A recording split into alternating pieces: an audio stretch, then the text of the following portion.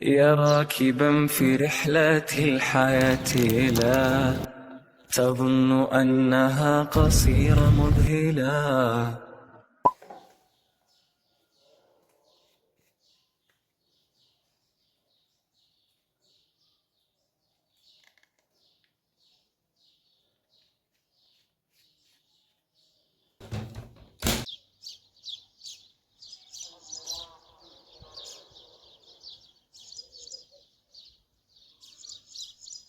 يقول مساعد الرشيدي: ما غير روح التحدي في عروقي تفوح، قوة صمودي على جور الزمن خارقة، ما دام فيني نفس يذري وفيني طموح، باب وراه اعتزازي طارقه طارقه، رغم امتداد التعب عيا يموت الطموح، والشمس بكرة ورغم انف الدجى شارقه.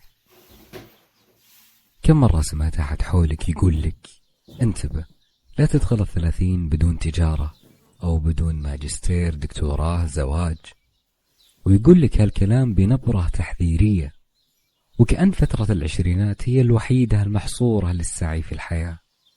بمجرد ما تدخل 20 سنة وبنفس حفلة ميلادك لازم يطلع أحد ويقول لك: انتبه، ترى السنين تركض، لازم تبني خطتك وتسوي كذا وكذا وكذا.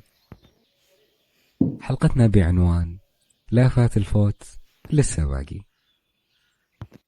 لا تحس انك ملحوق، مو لازم تبدأ مشروع وتهمش دراستك، مو لازم تكون ريادي وتمسك المنصب الكبير وانت بعمر صغير، مو لازم تكون تكدح وتعيش ايام سيئة عشان تنجح، والعكس صحيح.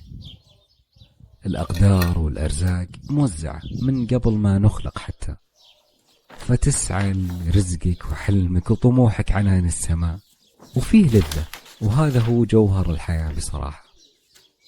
في جملة دائما أحب أكررها: أنت مسؤول عن سعيك لا عن النتيجة. حلو أنك بعمر صغير تحاول وبالمصطلح العامي تكوش على كل شيء، وهذا أمر رائع جدا، لكن تأكد أن كل قصة نجاح تعطيك دافع للسعي أكثر وتعطيك الشغف للاستمرار. ضع دائما نسبة ولو 1% للفشل. أنا مو جالس أحبط بك عزيزي المستمع الرائع، بالعكس، طموحك لا يوقف، وفكر بالمستحيلات حتى، لكن لكل هدف وحلم قاعد تسعى عشان تحققه بمينك لازم ما تشوفه بالنظرة الخام، النظرة الوردية فقط. حاول دائما تشوفها بمستوى عالي من الواقعية.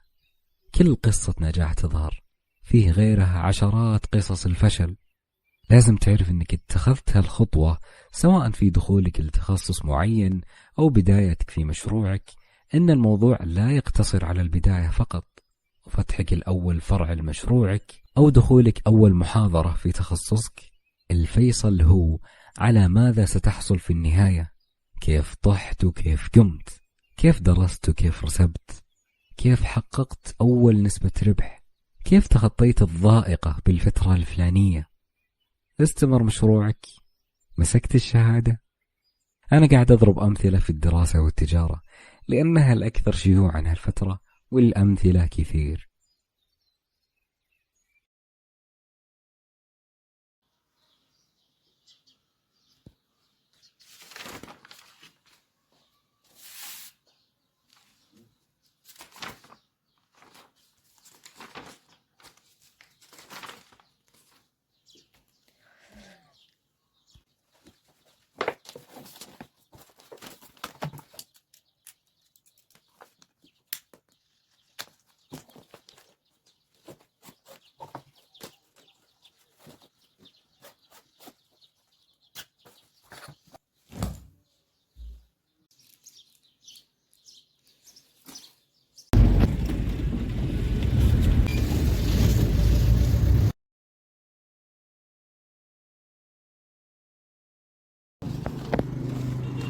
2,000 years later.